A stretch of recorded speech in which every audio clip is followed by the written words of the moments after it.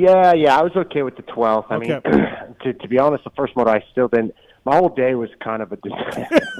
It was kind of a disaster. Can we just there's no do you know my group text, like the things that were being said in my group text when you go out for your first practice, back from injury, on the track when the fastest times, where everybody's getting the fastest times, and your bike blows up on the first lap, Phil? Only you, buddy. Only you. I don't even understand. I was just, I was sitting, and the worst part was I was the farthest point of the property at High Point, in the farthest corner where nobody could see me, and I'm like, you know what? I don't even know what to do right now, and I didn't. The funny part is I didn't even have signal at the track because there's no signal at High Point. So when I got back to service, I had about 69 text messages from people. Hey, are you not racing High Point? Are you not racing? Because it didn't even register my transponder because I didn't even make it to the finish line. So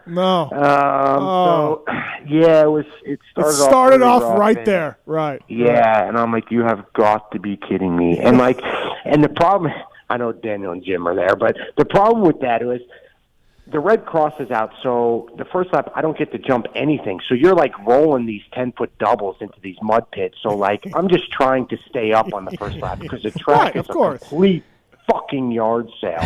So, and then my bike blows up or whatever happened. I don't even know. Electrical, quote unquote, electrical. Yeah, whatever happened. So I missed the entire first practice. So then I hook my bike up to a quad and I go through amateur pits and I have everyone screaming my name, Filthy. And then I go through vendors row and they're like, Filthy, oh man, bummer. And I'm like, yeah, fuck my life, So I get back to the truck and they do their thing, swap an engine, whatever. And then I'm waiting and I'm like, okay. And I'm trying to figure out if the 250 guys are going faster, right? I'm like, fuck, man. Hopefully they did some track work. Yeah, and the track's going to be faster second practice. Well, sure enough, Phil didn't get to ride the first practice. So why would they go groom the track? Fuck, Phil. Leave it rutted and have Phil go out there and have a disadvantage.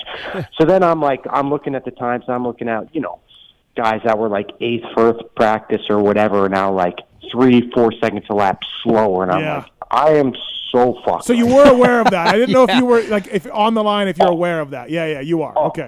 Well, it took me from the semi all the way down to after doing practice starts to find out they were slower. And I'm just well, fuck, man, I'm not Jet Lawrence here. How am I going to pull 3 seconds out of my ass to try and figure this out? And I hadn't done any of the jumps or anything yet.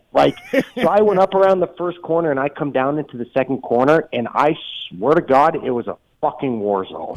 And I'm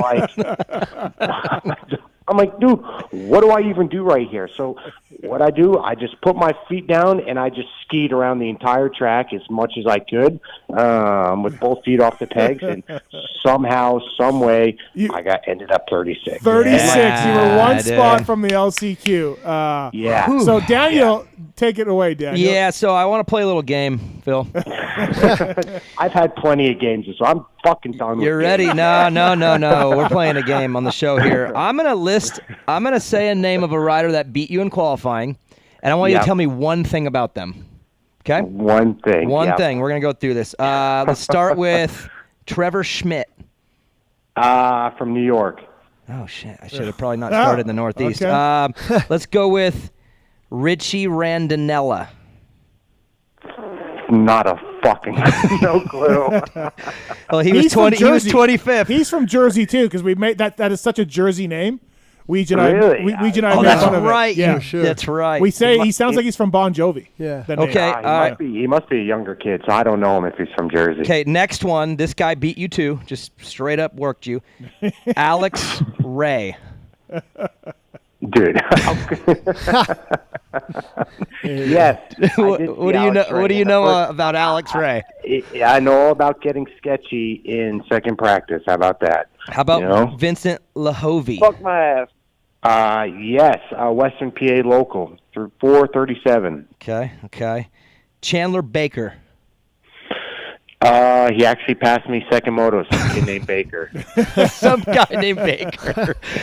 Luca Marsalisi? Marcicelli. 174. Yeah, 174 on a Yamaha. Yeah. Man, he knows these guys. No, I just did a privateer pod with Luca. He's a good kid. Dude, I know my moto, man. Hey, Boutron barely had you. Yeah. He was 30. Phil, you got your fast lap, second last one around. Did you know? Were they telling you? Yeah. No, they didn't because live, of course, AMA. Oh, yeah, no timing, fucking right. timing was down. Yep. Okay, Oh, so that's okay. So I'm going to go on with the rest of my fucking story. Is that okay? So then we get back to the truck, and I said, "Am I in?" The team goes, "I don't know. Timing was down." Yeah. And I'm like, "Are you kidding me?" I'm like, "Well, prep my bike for the LC2 because I think I got to go to the LC2." Right. Are you kidding me? There's no way I did a fast enough time out there with the first practice being faster. Yeah. You know, I'm like, Cam, prep my bike. I don't care, just in case. You know, so might be like 20 minutes after, goes up to the AMA truck. I was panicking and I was super pissed just the way the day had been going. I'm surprised I didn't completely have a meltdown, but I actually held it together pretty good. And all of a sudden I see Mike B running back from the AMA truck, and I'm just like, fuck my life, I'm going to the LC. He's running back to tell you, grab your goggles, grab your stuff, let's go. Yes, that's exactly what I'm thinking. And he gets back and he gives me thumbs up, and I'm just like, thank you, baby Jesus. 36. Yes, for once in my life, God was on my side and gave me 36 gate picks. Did you watch the practice show, Steve? Did you watch? Yeah. Because they they were on it. Weege, in our group text, Weege texted Phil, said, do not watch the practice show. Yeah. Because Weege told me too. But meanwhile, of course, Weege and RC don't have any idea what the hell I just went through prior to that. Right. You know? I'm just out there seeing God. Like, I'm serious. That second practice, it was a war zone, and I hadn't jumped one jump. And first lap, I'm out there trying to jump shit. I don't know where there's sinkholes, ruts crossing over. Like, it was unbelievable. You know, Phil, one year when I was riding Mount Morris, second moto, and you can ask Davey Coombs about it, it was started to rain real hard, okay? It was raining so hard that one of those sections we dropped down and you make a left-hand turn and come back up. Yep. A river started to develop, a raging river, like 5 foot. And they changed the course halfway through. Yeah. We didn't drop down there. We just went straight across and ended up, Dude, So Hangtown 91, same thing. They were ripping through a river, and they start at the left of the track, and the water would blow them to the right. It was nuts. Yep. Man. What I thought was funny, too, was Weege was saying that he went by the team. And the bike blows up. It's on the team. It's not on you. The bike blows up, and the team is ragging on you for putting your foot down and like, oh, you got no foot pegs, Phil, or what? And you're just like, they're making fun of you, and you're like, fuck you guys, my bike broke. I'm trying to go as fast as I can on a track. I have no idea where it's going. And then the team is like, what's up with your foot pegs, Phil? Yeah, I know. It's whatever. It is what it is. Well, don't worry. I did what I had to do. So got her in there. You pulled a good start from 30. You were 10th or something early on. Yeah, I didn't have a good start because I don't know who was maintaining the track at High Point, because I'd like to have a little chat with them because I don't know what the hell they were doing. But they left the straightaway, the start straight, a landmine. Like, there was literally landmines and sinkholes just all over. I mean, they could have took one of their D3s and pushed some dirt off, but no, they just left it for us. Well, okay, so I do know why they did that. I spoke to someone today, and they are a little worried about these grates and everyone getting the exact same jump and 40 guys coming down the turn. We've seen some big crashes. Yeah. I don't think there's enough evidence either way to say the grates are causing crashes. I'm not saying, but that's something that I've been talking about too. Like, hey man, wait a minute. So they were trying to see if they could get some separation by leaving the front of the gates with the ruts and everything. And then you're picking your gate not only on position, but on the condition of the rut in front. You're picking your gate. You're looking at both, right? Yeah. So that was the idea. Yeah, which I'm okay with the ruts, but the sinkholes and whatever else that was out there, because there were legit landmines, like, I'm surprised there wasn't more accidents there, you know? But then you went down into the second corner, and it was, a yard sale. You know, I mean, they just said, So- it sucked. I really don't know what was up with track prep because it was god awful. So how did you get up to 10th or so? Like, did you scoop a bunch of dudes in one turn? Or, No, yeah, I found a couple holes, first, second, third corner around the rollers, and I got up into 9th or something. And then, like I said, I still didn't really know the track. I didn't have a really good flow from missing a practice, and I kind of got passed by Francis and AP and Harlan, and then I just kind of rode behind Grant.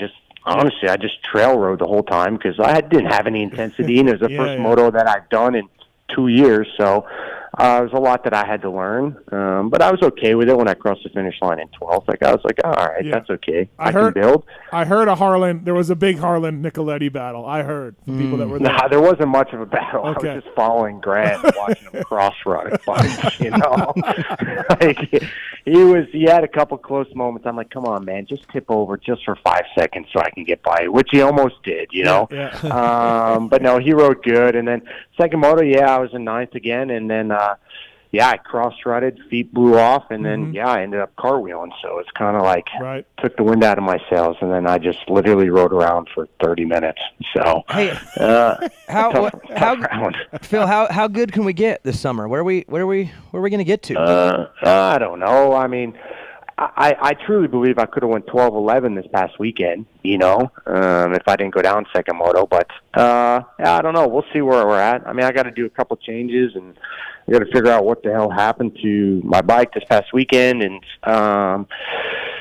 it was a lot of things that I was a little... So, was it almost maybe not a great test for you for many reasons? No, it wasn't a great test. Right. Because, it's more survival. Really. Yeah, it was more survival. Like, I couldn't even ride.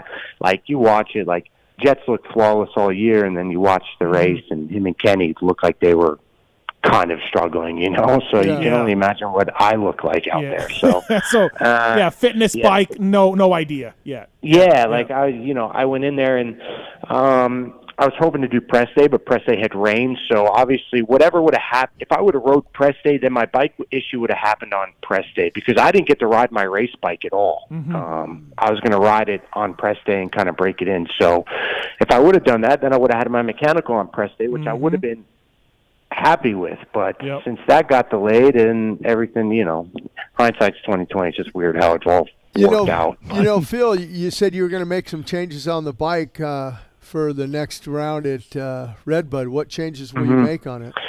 I need a little bit more hold up in my fork.